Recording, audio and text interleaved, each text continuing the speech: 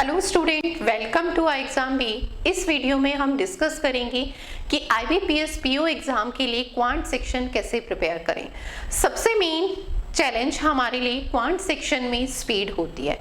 Second, जब भी हम किसी एग्जाम को टारगेट करते हैं ना, उस एग्जाम के लिए हमें जिस भी सेक्शन की प्रिपरेशन की बात करें, जैसे हम आज डिस्कस कर रहे हैं IBPS PO के लिए क्वांट सेक्शन यानी क्वांटिटेटिव एप्टीट्यूड कैसे प्रिपेयर करें।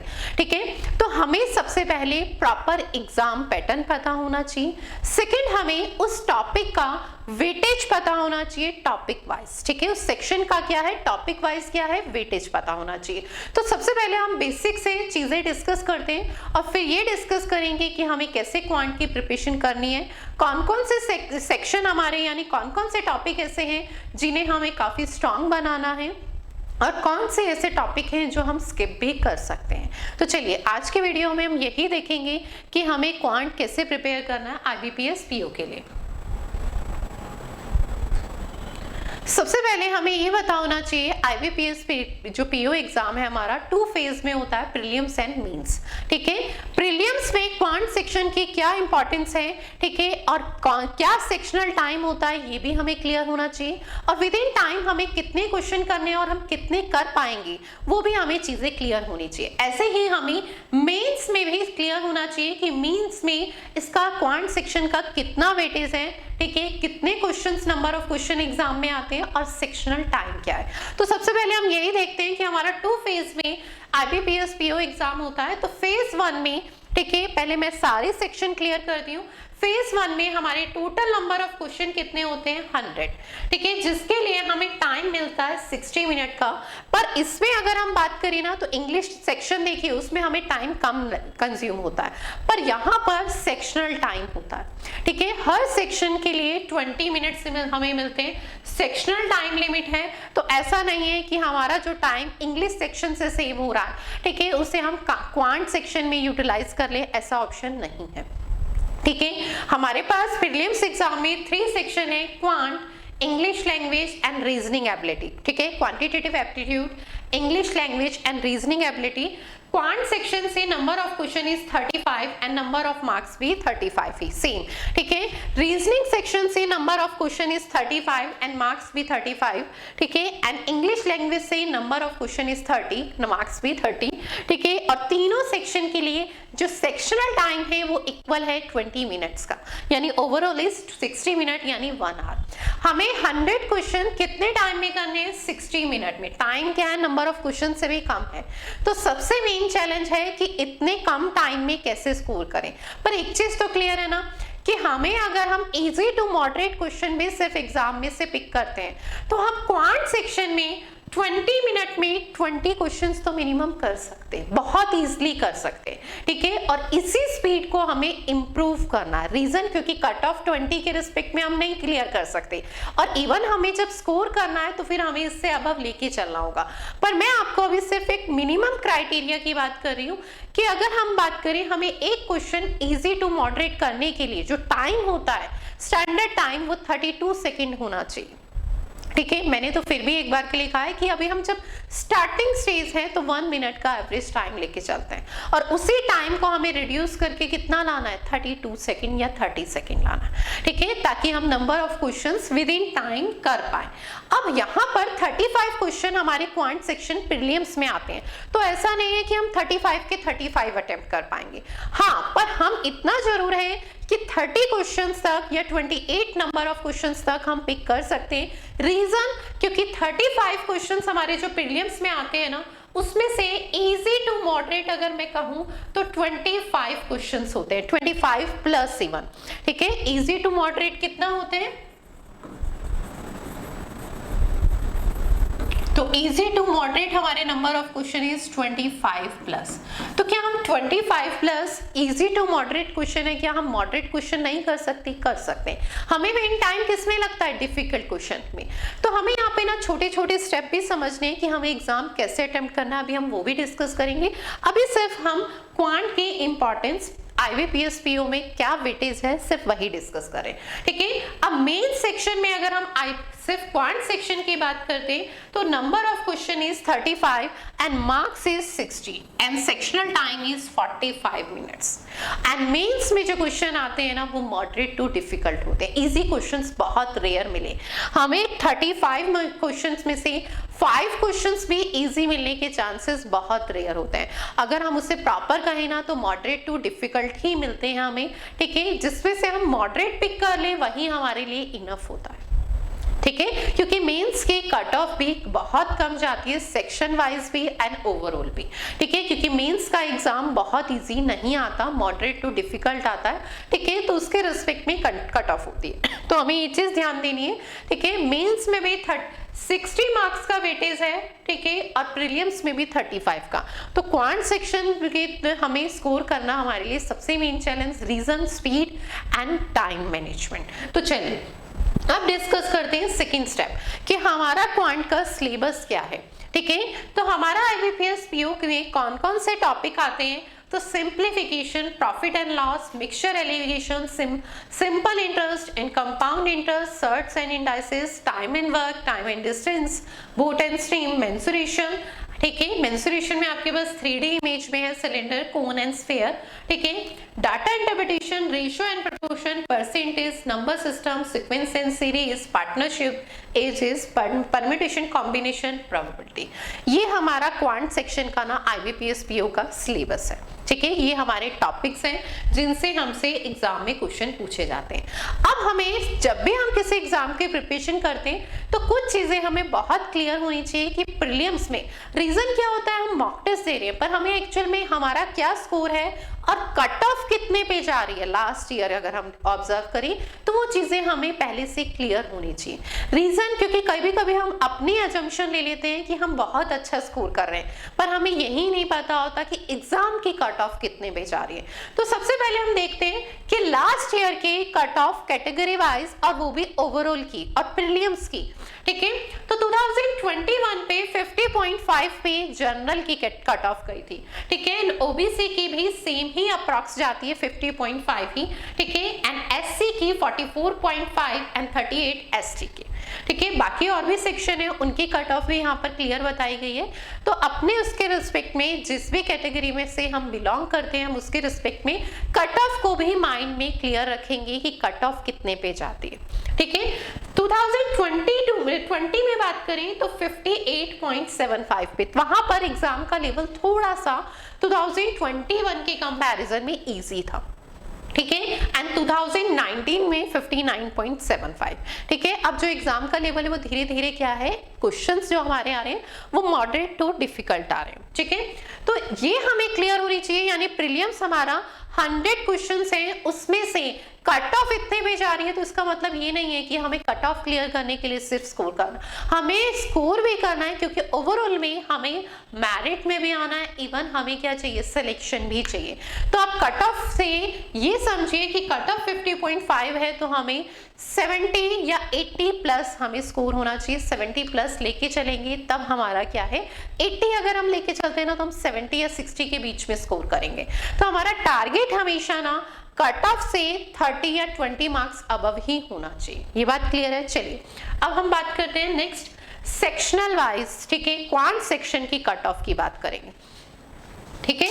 क्वांट सेक्शन की कट ऑफ बात करते हैं, ठीक है, लास्ट ईयर कितने पे जा रही है तो वो हमारी जनरल की 2021 पे 9, ठीक है। सेक्शनल कट ऑफ कितने पे जा रही है, 35 में से 9, ठीक है, एंड 8.25 एंड 8.75। अब आप सोच रहे होंगे कि मैम 35 में से आपने कहा कि 25 क्वेश्चंस तो हमें अटेम्प्ट करनी चाहिए, ओवरऑल कट ऑफ कितने पे थी, 60 के आसपास, ठीक है। तो हम ओवरऑल के रिस्पेक्ट में लेके चलते हैं कि ठीक है क्वांट सेक्शन की कट ऑफ कम जाती है, रीजन क्वांट के क्वेश्चंस करने में हमें टाइम लगता है as comparison English language and reasoning के। तो जाहिर सी बात है सेक्शनल टाइम है तो हम number of questions come he attempt कर पाएंगे, पर हमें क्वांट को अपना स्कोरिंग सब्जेक्ट बनाना चाहिए, ठीक है। ये चीज हमें ध्यान रखनी है, ऐसा नहीं कि हम ये सोच रहे हैं कि कट ऑफ 9 पे है तो हम नंबर ऑफ क्वेश्चन 15 अटेम्प्ट कराएं तो इनफ है। आप उसे 25 का टारगेट लेके चलेंगे तभी आप 20 या 18 तक स्कोर कर पाएंगे। ठीक है, तो ये चीज भी हमेशा ध्यान में रहे कि हमेशा हमें स्कोर करने का सोचना चाहिए, कभी कट ऑफ से, कट ऑफ तो हमें पता होनी चाहिए पर हमें हमेशा कंपैरिजन कट ऑफ से नहीं, उससे अबव से करना चाहिए। ठीक है, नेक्स्ट हम देखते हैं कि हमारे पास जब भी हम एग्जाम के प्रिपरेशन करते हैं हमें सिलेबस पता है, पर बहुत बार ऐसा होता है प्रिपरेशन करते वक्त हमें कोई टॉपिक बहुत अच्छे से क्लियर नहीं होता या समझ नहीं आता या इंटरेस्ट नहीं आता, तो हम ये डिसाइड कर लेते हैं कि एक ही तो टॉपिक है, हम उसे स्किप कर सकते हैं। ऐसा बिल्कुल करेक्ट है कि हम एक टॉपिक को क्यों नहीं स्किप कर सकते। 100% सिलेबस कवर करना या 100% ठीक है चीजें कवर करके ही क्या हम सिलेक्शन ले सकते हैं? नहीं, हम 80% या 75% या 70% सिलेबस भी कंप्लीट करें पर उसे बहुत अच्छे से करें, 100% उससे एक्यूरेसी के साथ होना चाहिए। ठीक है, सेकेंड थिंग, वो टॉपिक जरूर कवर करें जिनका वेटेज एग्जाम में काफी ज्यादा, ऐसा नहीं कि हम उन्हीं टॉपिक को स्किप कर रहे हैं जिनका वेटेज एग्जाम में ज्यादा है और हम उन टॉपिक को कवर कर रहे हैं जिनका वेटेज कंफर्म में नहीं है, तो ऐसी मिस्टेक कभी ना हो। तो ये चीज हम समझेंगे कि लास्ट ईयर के जो हमारे क्वेश्चंस आए हैं, ठीक है, टॉपिक वाइज उसका वेटेज क्या है, ये हमारे लिए सबसे इंपॉर्टेंट है। रीजन, क्योंकि यहीं से हमारी क्वांट सेक्शन की स्ट्रेटेजी बनती है, हमें किन टॉपिक को बहुत स्ट्रॉन्ग करना है और किन टॉपिक्स पे हम कम भी मेहनत करेंगे तो भी चलेगा। तो देखिए आपके सामने है, सबसे पहले जिस टॉपिक का सबसे ज्यादा वेटेज है वो सबसे ऊपर ही है, ठीक है, टॉप में ही है, और वो टॉपिक क्या है? डीआई। पर एक चीज क्लियर करती हूँ, 2021 एंड 22 में DI and case slate DI को अगर हम एक कंबाइंड टॉपिक से काउंट करें तो वहां से हमारे को 3 क्वेश्चंस यानी 2 डीआई और 1 केस स्लेट डीआई देखने के लिए मिली है। ठीक है, and total number of question is 15, यानी 5 क्वेश्चंस की एक डीआई होती है। ठीक है, एंड 15 क्वेश्चन प्रीलिम्स में 35 में से। तो आप खुद सोच सकते हैं कि एक ही टॉपिक, अगर हम इसे कंबाइन करके बोलते हैं, एक ही टॉपिक का अगर हम वेटेज कहें 35 में से 15, तो आपके सामने है 40% के अप्रॉक्स। कितना? 40% के अप्रॉक्स है एक सिंगल टॉपिक से। तो क्यों ना अगर हम एक टॉपिक, यही टॉपिक बहुत अच्छे से प्रिपेयर कर लें तो कट ऑफ तो हम सिर्फ इसी टॉपिक के रिस्पेक्ट में क्लियर कर सकते हैं। पर हमें एक चीज समझनी है कि सारी डीआई और केस स्लेट डीआई इजी नहीं आती है। ठीक है, हमारे पास जब भी एग्जाम में 2 डीआई आती है ना, तो उसमें से एक इजी टू मॉडरेट होती है और सेकंड हमेशा मॉडरेट टू डिफिकल्ट होती है। तो हमें ट्राई करना चाहिए कि दोनों में से एक डीआई तो हम कंफर्म करें, क्योंकि हमारे 5 क्वेश्चंस यानी 5 मार्क्स बिल्कुल सेफ हो जाते हैं। ठीक है, तो हमें ये ध्यान रखना है कि सबसे इंपॉर्टेंट टॉपिक क्या है? डीआई। तो हमें डीआई की बहुत अच्छे से प्रैक्टिस करनी है। एंड डीआई टॉपिक का अगर मैं मेंस में भी बात करूं तो मेंस में भी बहुत अच्छा वेटेज है। तो ये चीज बिल्कुल क्लियर होनी चाहिए स्टूडेंट को। सबसे ज्यादा डिफिकल्टी फेस जो करनी पड़ती है ना वो डीआई में, और इंटरेस्ट भी कम आता है, उनका अर्थमेटिक स्ट्रांग हो जाता है पर डीआई सेक्शन नहीं होता। तो ये चीज बिल्कुल क्लियर कर ली कि यहाँ पे हमारे पास कॉम्प्रोमाइज नहीं कर सकते इस टॉपिक के लिए। हम ये नहीं कह सकते कि नहीं हो रहा है, करना ही है। ठीक है, तो यहाँ पे हमें ये बहुत जरूरी समझना है, ठीक है, कि हमें डीआई की बहुत अच्छे से प्रैक्टिस करनी है क्योंकि वेटेज काफी अच्छा है। Second topic is number series. Number series से भी लास्ट ईयर अगर हम देखें तो 5 क्वेश्चंस या 6 क्वेश्चंस हमें हर ईयर में देखने के लिए मिल रहे हैं, यानी वेटेज अगर हम 35 में से बात करें तो 15% के अप्रॉक्स। ठीक है, 35 का 5 इज 1/7, 1/7 इज अप्रॉक्सीमेट 14, 2/7 यानी 15% के अप्रॉक्स हमारा एक सिंगल टॉपिक से वेटेज है नंबर सीरीज। इसमें भी ध्यान रखेंगे कि नंबर सीरीज हमारे पास 5 आती है तो उसमें हमारे पास easy to moderate 3 number series होती है और जो 2 होती है वो हमेशा डिफिकल्ट। तो हमें 3 तो अटेम्प्ट करनी है जो इजी टू मॉडरेट, और जो हमारे पास फर्स्ट अटेम्प्ट में हमसे सॉल्व ना हो तो हम इसमें टाइम वेस्ट नहीं करना, नेक्स्ट क्वेश्चन पे मूव करना, क्योंकि हमेशा 2 number series as a blockers भी हो सकती है, एज जिसे हम कहते हैं कि हमारी स्पीड ब्रेक करने के लिए यूज किया जाता है। ठीक है, और सेकेंड अगर हम कहें तो वो डिफिकल्ट लेवल की भी हो सकती है जिसमें हमारा काफी टाइम वेस्ट हो सकता है। ठीक है, तो नंबर सीरीज के क्वेश्चन में हमेशा हमें ध्यान रखना है, अगर फर्स्ट अटेम्प्ट में हमारी सीरीज सॉल्व हो रही है तो हम उससे करेंगे, नहीं तो स्किप करके आगे चलेंगे। ठीक है, पर इस टॉपिक का वेटेज भी काफी ज्यादा है और काफी इंपॉर्टेंट टॉपिक है।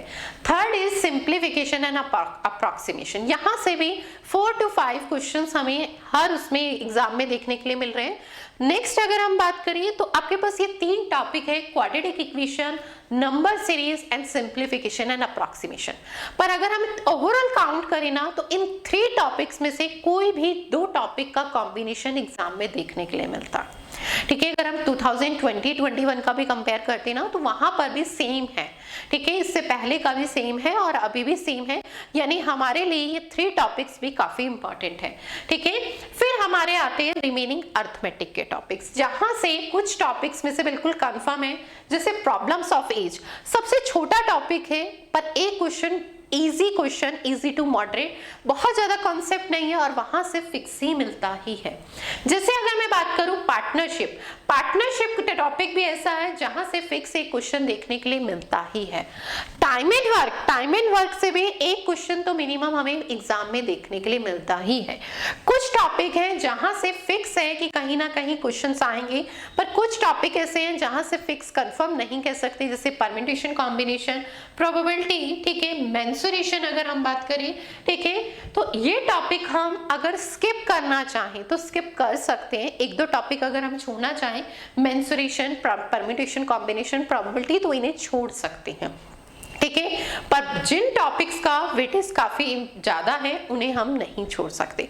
तो ये है हमारे वेटेज। इसी के अकॉर्डिंग हमें डिसाइड करना है कि कौन से टॉपिक में हम कॉम्प्रोमाइज नहीं करेंगे और हमारे वो टॉपिक बहुत स्ट्रांग होने चाहिए, और कौन से टॉपिक हम स्किप कर सकते हैं अब हमारे पास टाइम कम है तो। ठीक है, तो यही हमें इसी के अकॉर्डिंग डिसाइड करना है, इस टेबल के अकॉर्डिंग। चलिए, हमारा ultimate B banker online course आप ज्वाइन करना चाहते हैं, ठीक है, उसमें एनरोल करने के लिए आप 45% का डिस्काउंट ले सकते हैं, जिसके लिए आप एक कोड यूज कर सकते हैं, बैंकर45। ठीक है, आईबीपीएस पीओ का नोटिफिकेशन भी आ चुका है। ठीक है, एक स्ट्रेटेजी के साथ और एक राइट डायरेक्शन में प्रिपरेशन के लिए आप हमारा कोर्स में एनरोल कर सकते हैं। चलिए, अब हम सबसे मेन चीज डिस्कस करते हैं कि क्वांट में कैसे स्कोर किया जाए। तो क्वांट के लिए ना बेसिकली हमारे 3 पिलर्स हैं। अगर हम उन 3 पिलर्स को ना स्ट्रांग बनाएं तो हमारा क्वांट अपने आप स्कोर होगा। क्वांट सेक्शन में स्कोर करना बहुत इजी है। ठीक है, पर हमें ये चीज पता होनी चाहिए कि उन 3 पिलर्स को हमें स्ट्रांग बनाना है। फर्स्ट चीज है एक्यूरेसी। हमारी एक्यूरेसी होना बहुत जरूरी है क्वांट सेक्शन में। बहुत बार हम क्या करते हैं, क्वेश्चन सॉल्व करते हैं, नंबर ऑफ क्वेश्चन अटेम्प्ट करके आते हैं, पर हमारे क्वेश्चंस जो करेक्ट होने चाहिए वो ज्यादा नहीं होते, इवन जो इनकरेक्ट होते हैं वो ज्यादा होते हैं, यानी हमारी एक्यूरेसी अच्छी नहीं होती। ठीक है, एक्यूरेसी हमारे क्वांट सेक्शन में 90% से अबव, इवन 95+ होनी चाहिए। ठीक है, यानी हम जो भी क्वेश्चन अटेंड करें तो वो हमें कॉन्फिडेंस होना चाहिए कि बिल्कुल करेक्ट होगा। और एक्यूरेसी जो डिपेंड करती है ना, वो डिपेंड करती है कॉन्सेप्ट पे। एक्यूरेसी पिलर को स्ट्रांग बनाना है तो वो किस पे डिपेंड है, कॉन्सेप्ट पे। यानी हमें किसे स्ट्रांग बनाना है, इनडायरेक्ट वे में कॉन्सेप्ट को। क्लियर है। सेकेंड हमारा पिलर है जिसे हमें स्ट्रांग बनाना होता है, स्पीड। हमारी स्पीड का सबसे मेन चैलेंज होता है और मैक्सिमम स्टूडेंट को यही होता है। हर स्टूडेंट की यही क्वेरी होती है, मैम स्पीड नहीं हो रही है, हम कर चुके हैं क्वांट का सिलेबस 2 बार कर चुके हैं पर स्पीड नहीं आ रही। तो बेटा उसके लिए सिर्फ एक ही मूल मंत्र है, जिसे अगर हम कहें तो प्रैक्टिस। ठीक है, मेरे कहने से अगर मैं कह दूं कि स्पीड इंप्रूव हो जाएगी तो नेवर, कभी नहीं हो सकता। ठीक है, स्पीड बढ़ाने के लिए आपको प्रैक्टिस करनी पड़ेगी। जितनी प्रैक्टिस करेंगे डे बाय डे आपकी स्पीड अपने आप इंक्रीज होगी। कैलकुलेशन स्पीड हो, क्वेश्चन को सॉल्व करने की स्पीड हो या फिर कॉन्सेप्ट हो, सारी चीजें। ठीक है, चलिए नेक्स्ट है, थर्ड इज है हमारा, अगर हम कहें शॉर्ट ट्रिक्स। हमें शॉर्ट ट्रिक्स पता होती है पर हम उसे राइट वे में, राइट डायरेक्शन में इंप्लीमेंट नहीं कर पाते। तो हमें कैलकुलेशन की भी, ठीक है, हमारी कैलकुलेशन अगर हम कहें तो बहुत मेन ज्यादा स्टूडेंट को फेस करना पड़ता है, मैम हमारी कैलकुलेशन स्पीड अच्छी नहीं है।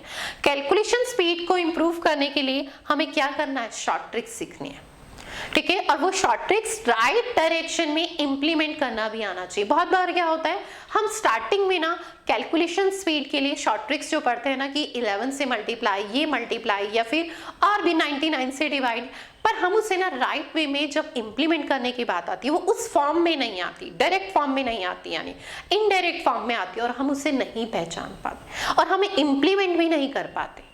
तो हमें ये भी समझना होगा कि बहुत बार हमें शॉर्ट ट्रिक्स पता होती है कैलकुलेशन की, पर हम उसे उस मूवमेंट पे इंप्लीमेंट नहीं कर पाते। तो वो सब चीजें भी बेटा प्रैक्टिस से ही कनेक्ट होती है।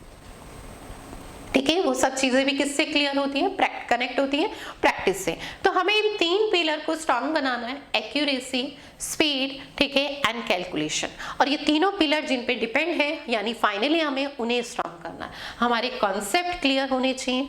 सेकेंड इज हमें बहुत प्रैक्टिस करनी है तभी स्पीड इंप्रूव होगी। और थर्ड इज हमें शॉर्ट ट्रिक्स पता होनी चाहिए प्रॉपर। ठीक है, चलिए अब हम बात करते हैं कि एग्जाम से पहले हमें किन किन बातों का ध्यान रखना है। ठीक है, जब भी अभी तो नोटिफिकेशन आया और अब हमारे पास बहुत ज्यादा टाइम नहीं है कि हम 2 से 3 बार सिलेबस कंप्लीट करें। अब तो हमारे पास सिर्फ सिलेबस को रिवाइज करने का टाइम है और सिर्फ मॉक टेस्ट का। पर हम इस स्ट्रेटेजी को इंप्लीमेंट कर सकते हैं जो बिगनर स्टूडेंट है, जिन्होंने जस्ट अभी स्टार्ट किया है और इस बार का एग्जाम टारगेट नहीं किया है, पर इस बार का एग्जाम वो अटेम्प्ट करने की वो सोच रहे हैं। ठीक है, तो उनके लिए कि हमें जब भी एग्जाम की प्रिपरेशन करनी होती है ना, तो सबसे पहले you have to complete the course at least 2 to 3 times. हमें जो हमारा सिलेबस है, जो हमारा कोर्स है, उसे 2 टाइम्स मिनिमम कंप्लीट करना चाहिए, जिससे हमारे कॉन्सेप्ट क्लियर होते हैं, चीजें क्लियर होती हैं और चीजें हमें याद रहती हैं। बहुत बार क्या होता है, हम जब एक टॉपिक को एक बार पढ़ते हैं तो सेकंड टाइम गैप होने पे हम कुछ चीजें उसमें से मिस कर जाते हैं। और जब हम सेम टॉपिक को 2 to 3 टाइम्स पढ़ेंगे तो बहुत रेयर है कि हम कुछ ही चीजें मिस करेंगे, जिसमें से अगर हम उसके परसेंटेज की बात करें तो बहुत कम होगा। ठीक है, सेकंड हमें solve last 5 year question paper. हमें किसी भी एग्जाम की प्रिपरेशन करने से पहले सबसे पहला स्टेप यही इंप्लीमेंट करना चाहिए, लास्ट 5 इयर्स के क्वेश्चन पेपर सॉल्व करने चाहिए। उससे हमें अपनी एग्जाम की स्ट्रेटेजी पता चलती है, हमें प्रॉपर ये पता चलता है कि हमारा एग्जाम पैटर्न कैसा है। स्टूडेंट क्या समझते हैं एग्जाम पैटर्न का मतलब, प्रीलिम्स फेज, मेंस, सिलेक्शन, ठीक है, सेक्शन वाइज अगर हम बात करें, सेक्शन वाइज वेटेज कितना है वो, उसे हम एग्जाम पैटर्न समझते हैं या सिलेबस को। पर एग्जाम पैटर्न का मतलब होता है प्रॉपर एक एक चीज समझना, कि अगर टाइम एंड वर्क से क्वेश्चन आया ना, तो लास्ट ईयर जो क्वेश्चंस आ रहे हैं वो किस कॉन्सेप्ट पे बेस आ रहे हैं। टाइम एंड वर्क से क्वेश्चन आते हैं ना, तो वो इजी टू मॉडरेट आते हैं या डिफिकल्ट आते हैं। एक एक बात समझना कि कौन से ऐसे टॉपिक हैं जिनसे फिक्स क्वेश्चंस डिफिकल्ट ही आते हैं, कौन से ऐसे टॉपिक हैं जिनसे fix question easy to moderate आते हैं और हम हमेशा इजिली कर सकते हैं। ठीक है, 100% किसी भी चीज की वो नहीं होती, पर जो हमारे एग्जाम है, अगर हम 5 year memory based question paper solve करते हैं तो उसमें कुछ चीजें तो हमें क्लियर होगी ना। ठीक है, उससे 100% नहीं, पर अगर हम बात करें 75% चीजें तो सेम ही चल रही हैं, तो वो हमें क्लियर होती है। और भी बहुत सारी चीजें क्लियर होती है कि हमें एग्जाम कैसे अटेम्प्ट करना चाहिए, इजी टू मॉडरेट क्वेश्चंस कितने आते हैं। ठीक है, और हम अगर उसे क्लियर कंफर्म उस तरीके से इजी टू मॉडरेट क्वेश्चन भी हम क्वांट में अटेम्प्ट करते हैं तो क्या हम स्कोर नहीं कर सकती। तो एक एक चीज वहां से हमें समझनी है। थर्ड है कंटेंट शुड बी रिलेवेंट। हमें रिलेवेंट कंटेंट पढ़ना भी बहुत इंपॉर्टेंट है। हम बहुत बार क्या करते हैं, प्रीलिम्स देना है, प्रीलिम्स के लिए जो इंपॉर्टेंट है वो ना पढ़ के मेंस लेवल का सिलेबस कवर करते रहते हैं। क्यों? क्योंकि हमारे माइंड में होता है कि मेंस भी तो देना, पर जिस टाइम पे जिस टाइप का हमें एग्जाम देना है तो हमें उसी टाइप का कंटेंट पढ़ना भी बहुत जरूरी है। यानी हमारी इजी टू मॉडरेट, प्रीलिम्स के लिए अगर हम बात करें तो मॉडरेट टू डिफिकल्ट बहुत कम क्वेश्चन आते हैं, easy to moderate, even moderate question ही मैक्सिमम होते हैं। तो हमें प्रीलिम्स के लिए मॉडरेट क्वेश्चन की ही प्रैक्टिस करनी है। और जो हमारे बैंकिंग एग्जाम्स के लिए, क्योंकि देखिए बहुत सारी जो बुक्स आ रही है ना, उसमें बैंकिंग एंड एसएससी दोनों के कंबाइंड मिक्स क्वेश्चन है। हमें एसएससी को टारगेट नहीं करना, उसमें जो क्वेश्चंस का लेवल रहता है ना वो डिफरेंट रहता है। ठीक है, क्वेश्चंस की लैंग्वेज जो होती है वो डिफरेंट होती है एज कंपैरिजन बैंकिंग। बैंकिंग में जो क्वेश्चन होते हैं ना वो कैलकुलेटिव होते हैं। ठीक है, कॉन्सेप्ट कम होते हैं, कॉन्सेप्ट वाइज डिफिकल्ट कम होते हैं, पर बहुत कैलकुलेटिव होते हैं। एंड एसएससी में अगर हम कंपेयर करें तो वहां कॉन्सेप्ट बहुत डिफिकल्ट होते हैं पर कैलकुलेटिव नहीं होते हैं। ठीक है, तो हमें उसी टाइप के क्वेश्चन में प्रैक्टिस करनी है जो हमारे एग्जाम के लिए इंपॉर्टेंट है। हमें एसएससी एग्जाम के लिए जो इंपॉर्टेंट है वो नहीं, हमें जो बैंकिंग एग्जाम में जिस टाइप के क्वांट के क्वेश्चन आते हैं हमें वैसे ही क्वेश्चन प्रैक्टिस करने हैं। ठीक है, फिर हमारे पास क्या है कि जब हम फर्स्ट टाइम किसी भी चीज को पढ़ रहे हैं, ठीक है, तो हमें क्या है, कॉन्सेप्ट क्लियर करना बहुत जरूरी है। ठीक है, indeed for the beginner you should understand the concept really well. जब हम किसी भी टॉपिक को फर्स्ट टाइम पढ़ें तो हमारा मेन टारगेट सिर्फ कॉन्सेप्ट क्लियर होना चाहिए, स्पीड नहीं होना चाहिए। हम ये नहीं देखेंगे कि इस टॉपिक में हम प्रॉफिट एंड लॉस है फॉर एग्जांपल उसके टॉप क्वेश्चन कर रहे हैं, फर्स्ट टाइम पढ़ रहे हैं, तो हमें वहाँ ये नहीं देखना कि हम एक क्वेश्चन को कितने टाइम में कर पा रहे हैं। हमारा माइंड में एक चीज़ क्लियर होनी चाहिए कि हमें कॉन्सेप्ट क्लियर करने हैं, एक एक चीज़ हमें समझ आनी चाहिए। जब हम इस टॉपिक को सेम टॉपिक को सेकेंड या थर्ड टाइम करें तब हमारा टारगेट होना चाहिए स्पीड। तब हमें टाइमर के अकॉर्डिंग क्वेश्चन को सॉल्व करना है। एक क्वेश्चन के लिए 30 सेकंड या 1 मिनट, पहले 1 मिनट लेके चलिए क्योंकि 30 सेकंड में नहीं हो पाएगा। जब हम थर्ड टाइम करें तो उसी टाइम को रिड्यूस करके 40 सेकंड या 30 सेकंड कर दीजिए, ठीक है। तो हमें सेकंड टाइम अपनी स्पीड जरूर ऑब्जर्व करनी चाहिए रिवाइज करते वक्त सिलेबस को, ठीक है, उसी टॉपिक को। नेक्स्ट है हमारे पास art of skipping the questions. ये सबसे इंपॉर्टेंट रोल प्ले करता है हमारे एग्जाम में। हम क्या करते हैं, रैंडम हमारे पास स्क्रीन में जो भी क्वेश्चन आया हम उसे अटेम्प्ट करने लगते हैं, पर जब हम सारा सिलेबस 2 to 3 टाइम्स कर लेते हैं तो हमारे को इतना तो क्लियर होता है कि क्वेश्चन को रीड करते हम ये डिसाइड कर ले ये क्वेश्चन ईजी है, मॉडरेट है, डिफिकल्ट है। अगर हमें लगता है कि क्वेश्चन डिफिकल्ट है, ठीक है, तो फिर हम उस क्वेश्चन को अटेम्प्ट ना करके हमें स्किप करके नेक्स्ट मूव करना चाहिए। हमें सबसे पहले 35 क्वेश्चंस में से easy to moderate question pick करने चाहिए, उन्हें सॉल्व करना चाहिए। फिर जो हमारे पास रिमेनिंग टाइम है उसमें हमें डिफिकल्ट क्वेश्चन, फॉर एग्जांपल अगर आप फर्स्ट क्वेश्चन ही हमारा डिफिकल्ट क्वेश्चन है, हमें आता है और हमें उसे सॉल्व करने लग जाए तो डिफिकल्ट क्वेश्चन करने में टाइम तो ज्यादा लगेगा ना। यानी जितने टाइम में 1 मिनट या 1.5 मिनट में हम 2 क्वेश्चन कर सकते थे हमने एक ही किया। यही अगर हम आर्ट ऑफ स्किपिंग यानी क्वेश्चन को स्किप करके नेक्स्ट में मूव करते और नेक्स्ट क्वेश्चन हमारा इजी होता या मॉडरेट उसे अटेम्प्ट करते तो उतने टाइम में हम 2 क्वेश्चन सॉल्व कर सकते हैं। तो ये भी हमें वहां पे डिसाइड करना होता है, ठीक है। और इसके लिए हमें पहले मॉक टेस्ट अटेम्प्ट करनी चाहिए, उससे हमारी ये सारी चीजें ना इंप्रूव हो जाती, कैसे हमें एग्जाम अटेम्प्ट करना है। And last step is mock test play a very important role in clearing exam. हमारे एग्जाम को क्लियर करने में सबसे इंपॉर्टेंट रोल प्ले करता है मॉक टेस्ट।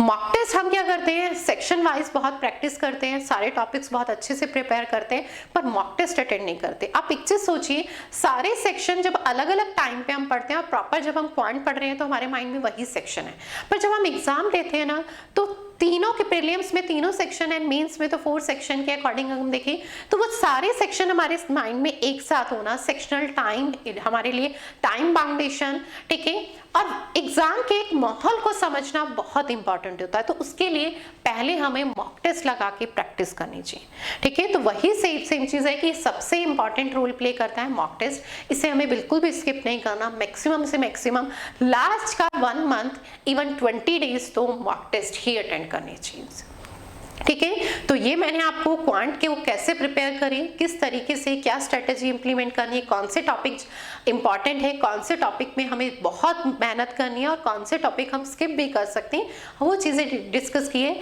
चलिए मिलते हैं फिर एक और नई वीडियो के साथ। Thank you so much.